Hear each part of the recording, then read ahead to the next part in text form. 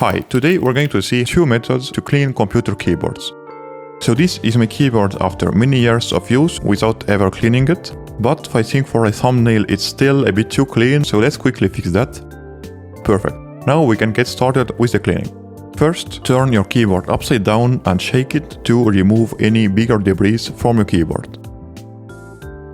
Next, to remove the dust between the keys, use a humidified cotton swab, and then for tighter spaces, a toothpick to remove dust from the sides of the keys. This method works, but it is kinda slow and tedious. I found this much funner method that uses cleaning slime. It's quite fun to use and play around with, and what's even better is that you can use it to clean a computer keyboard. So either just roll it around the keys, or let it sit on the keyboard for a few minutes so that it has time to fill up any little crevices between the keys, then peel it off and all the dust should be trapped inside the slime. It's quite fun to use, however, one caveat of this slime is that it's not going to work forever.